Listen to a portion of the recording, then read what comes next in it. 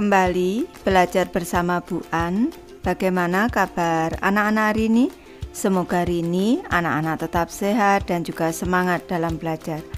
Kali ini Bu An akan membahas materi buku tematik kelas 3, tema 7 perkembangan teknologi, subtema 4 perkembangan teknologi transportasi, pembelajaran 4. Materi ini ada di halaman 191 sampai dengan 197. Baik anak-anak, Ibu langsung membahas materinya ini. Materi pembelajaran 4. Apakah kamu pernah naik kereta api seperti Udin? Atau naik perahu seperti Benny? Kereta adalah salah satu kendaraan darat yang digemari. Apakah kamu tahu jenis kendaraan darat lainnya? Bagaimana dengan kendaraan air dan udara? Ayo kita pelajari bersama-sama.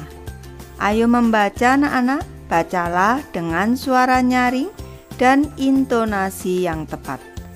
Alat transportasi. Kakek Udin bercerita tentang bermacam-macam alat transportasi. Kita membutuhkan alat transportasi untuk bepergian. Alat transportasi dapat mempercepat perjalanan kita. Alat transportasi darat digunakan hampir semua orang. Alat transportasi darat ada yang berjalan di jalan raya dan di atas rel. Mobil dan motor adalah alat transportasi yang berjalan di jalan raya. Kereta adalah alat transportasi yang berjalan di atas rel. Kita menggunakan alat transportasi darat untuk jarak dekat dan jauh. Alat transportasi air digunakan oleh orang yang tinggal di dekat perairan. Alat transportasi air digunakan untuk menyeberang sungai atau laut. Alat transportasi air untuk jarak dekat misalnya perahu. Untuk jarak jauh kita bisa menggunakan feri atau kapal. Orang menggunakan alat transportasi udara untuk jarak jauh. Alat transportasi udara adalah alat transportasi yang paling cepat. Kita dapat tiba di tempat yang jauh dalam waktu singkat. Pesawat terbang adalah contoh alat transportasi udara. Alat transportasi terus berkembang. Sebagian alat transportasi didatangkan dari negara lain. Sebagian lagi hasil karya anak Indonesia. Anak-anak harus rajin belajar dan berkarya untuk negara. Lanjut ke materi, ayo mencoba anak-anak. Saat ini jenis alat transportasi sangat banyak. Ada berbagai jenis sepeda, mobil, kereta api, pesawat, dan perahu. Jenis alat transportasi apa saja yang kamu ketahui? Adakah jenis alat transportasi khas di tempat tinggalmu? Tuliskan jawabanmu pada tabel berikut. Baik, Ibu memberi contoh cara mengisi tabelnya anak-anak. Jenis kendaraan yang pertama adalah sepeda. Contoh, sepeda santai, sepeda gunung, sepeda balap, dan sepeda lipat. Jenis kendaraan kedua ada mobil, contohnya sedan, bus, taksi, dan truk. Selanjutnya, jenis kendaraan ketiga adalah kereta api. Contohnya, kereta api uap, kereta api diesel, kereta api listrik, dan kereta api monorel. Jenis kendaraan yang keempat adalah pesawat. Contohnya pesawat penumpang, pesawat helikopter, pesawat perintis, dan pesawat militer. Yang kelima, jenis kendaraannya adalah perahu. Contohnya adalah kapal feri, kapal layar, kapal pesiar, kapal barang, dan kapal tanker. Lanjut ke materi, ayo menulis anak-anak. Amati kembali teks alat transportasi. Garis bawahi kata-kata tentang alat transportasi. Lalu buatlah kalimat dari kata yang kamu temukan. Baik, Ibu sudah memberi contoh menggarisbawahi alat transportasinya anak-anak. Di sini ada mobil dan juga ada kata kereta. Selanjutnya, alat transportasi yang Ibu beri garis bawah yaitu perahu dan juga kata kapal. Selanjutnya, alat transportasi yang Ibu garis bawah adalah pesawat anak-anak. Baik, sekarang Ibu memberi contoh cara mengisi tabel dengan kata dan juga contoh kalimatnya. Kata ke-1 mobil. Contoh kalimatnya, ayah mengemudikan mobil dengan hati-hati. Kata kedua adalah kereta. Contoh kalimatnya, Udin pergi ke rumah kakek naik kereta api. Kata ketiga, perahu. Contoh kalimatnya, Paman menyeberang sungai dengan perahu. Yang keempat, kata kapal. Contoh kalimatnya, kapal feri itu membawa banyak penumpang. Kata kelima, pesawat anak-anak. Contoh kalimatnya adalah Benny pergi ke Medan naik pesawat terbang. Ayo bermain peran anak-anak. Setiap orang memiliki alat transportasi yang disukai.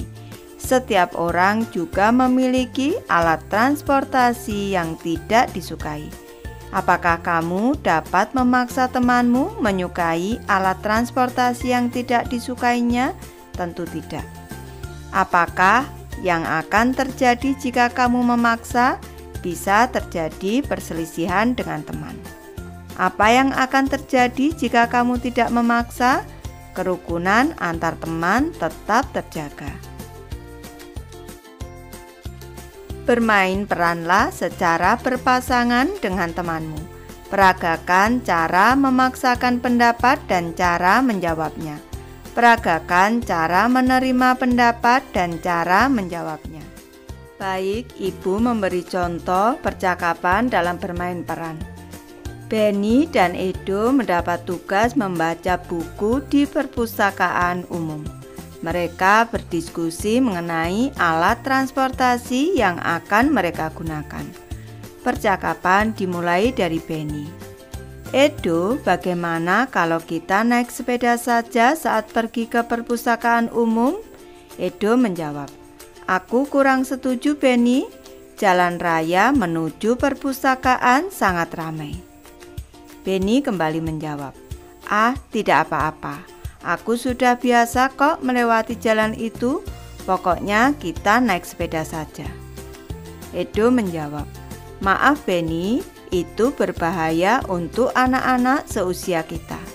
Bagaimana kalau kita minta tolong ayahku saja untuk mengantar dengan mobil?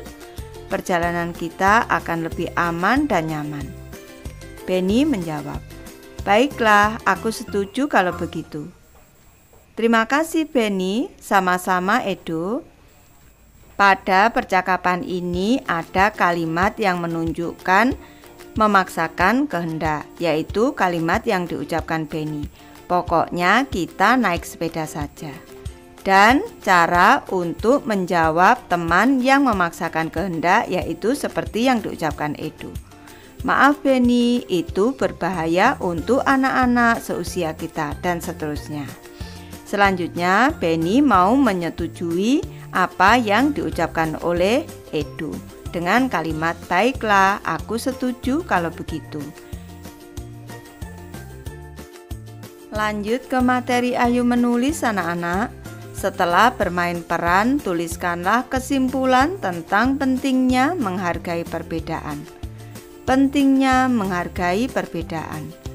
Dengan menghargai perbedaan akan tumbuh sikap tenggang rasa dan kerukunan antar teman akan tetap terjaga. Lanjut ke materi Ayo mengamati anak-anak. Udin menyampaikan perasaannya kepada kakek. Ia merasa aman menggunakan alat transportasi darat. Ia takut menggunakan alat transportasi air. Udin belum pandai berenang. Kakek sangat memahami perasaan Udin. Kakek mengajak Udin dan Mutiara berenang. Kakek ingin melatih Udin berenang.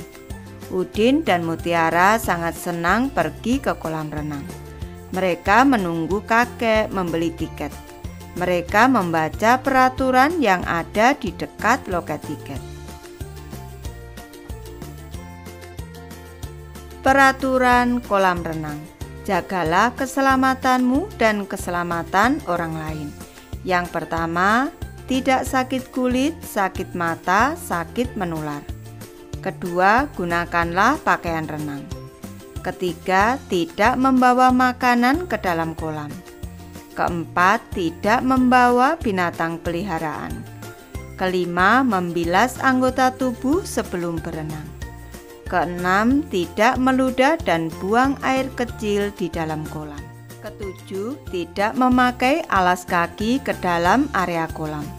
Kedelapan, tidak berlarian di tepi kolam. Kesembilan, tidak melompat ke dalam kolam. Dan kesepuluh, tidak bermain-main di dalam kolam. Kakek sangat senang bahwa Udin dan Mutiara membaca peraturan kolam renang. Kakek berpesan agar Udin dan Mutiara menaati peraturan itu. Dengan menaati peraturan di kolam renang, kita sudah menjaga keselamatan diri dan orang lain. Amati peraturan-peraturan itu. Menurutmu, apakah peraturan-peraturan itu berkaitan dengan menjaga keselamatan orang lain? Iya. Ambillah satu peraturan kolam renang, lalu jelaskan mengapa ada peraturan itu dan bagaimana jika kita melanggarnya. Baik, Ibu memberi contoh jawabannya. Salah satu peraturan kolam renang adalah tidak sakit kulit. Peraturan itu ada karena penyakit kulit termasuk penyakit menular. Kalau kita melanggar peraturan itu dan tetap berenang, maka penyakit itu akan menular kepada orang lain melalui perantara air. Itu artinya kita tidak menjaga keselamatan orang lain. Lanjut ke materi Ayo Berlatih anak-anak. Udin, Mutiara, dan kakek bersiap-siap untuk berenang. Mereka sudah mengenakan pakaian renang. Mereka melakukan pemanasan sebelum berenang. Mereka berjalan mengelilingi kolam. Mereka tidak mengenakan alas kaki. Mereka tidak membawa makanan. Sebelum masuk kolam, mereka membilas anggota tubuh. Mereka masuk kolam secara perlahan. Udin, Mutiara, dan kakek menaati peraturan di kolam renang. Apakah kamu seperti mereka? Ceritakanlah apa yang akan kamu lakukan untuk menjaga keselamatan orang lain saat berenang. Baik, Ibu memberi contoh anak-anak. Untuk menjaga keselamatan orang lain saat berenang, aku akan berhati-hati saat berjalan di tepi kolam. Kalau aku sampai terjatuh ke dalam kolam, itu bisa membahayakan diriku sendiri dan orang lain.